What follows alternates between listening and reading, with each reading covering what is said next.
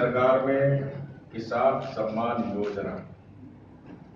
जो प्रत्येक वर्ष 75,000 करोड़ रुपए खर्च किसान के हित में ही खर्च हो और ये स्कीम 10 साल तक चलेगा। मोदी सरकार जी का, भारतीय जनता पार्टी का मानना है हम किसान को आत्मनिर्भर अपने पैर पर खड़ा करें। पूर्व में भी आपको मैं याद दिलाना चाहता हूं, जब डॉक्टर मनमोहन सिंह प्रधानमंत्री जी थे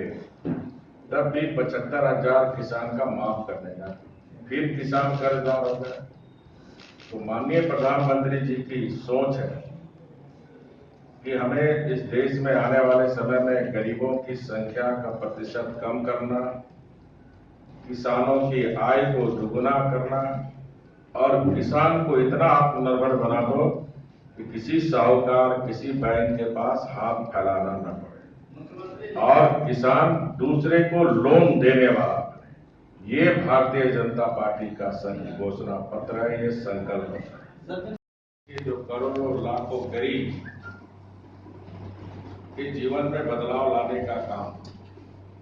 चाहे वो प्रधानमंत्री आवास योजना हो या फिर जो हमारे करोड़ों गरीब बहन धुएं से उनका स्वास्थ्य प्रभावित हो रहे थे, उनको रोकने के लिए उज्ज्वला सिलेंडर हो या फिर अपनी बहनों और बेटियों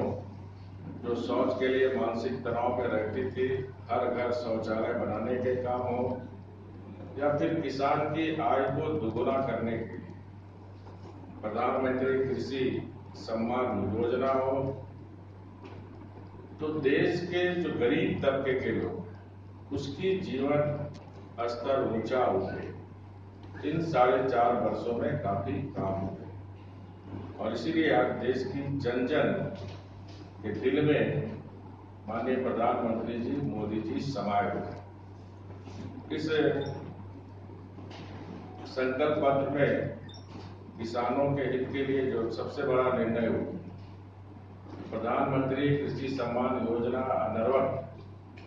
चलते रहेंगे। प्रत्येक वर्ष 6,000 रुपया डीबीटी के माध्यम से किसान को मिलते रहेंगे। इसके साथ साथ जो हमारे सीमांत किसान हैं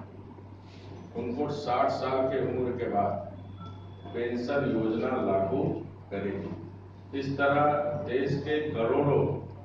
हमारे झारखंड के करोड़ों किसान जो सीमांत किसान हैं, छोटे किसान हैं, उनको 60 वर्ष के बाद पेंशन योजना मिलेगी। जिस तरह बजट में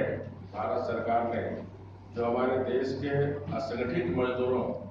को 60 वर्ष के बाद 3,000 पेंशन देने का जो मोदी सरकार ने बजट में घोषणा की है, उसी तरह इस 19 के चुनाव के बाद हमारे खेतिहर किसान और लघु छोटे किसान को पेंशन की योजना देने का काम इस संकल्प पत्र में भी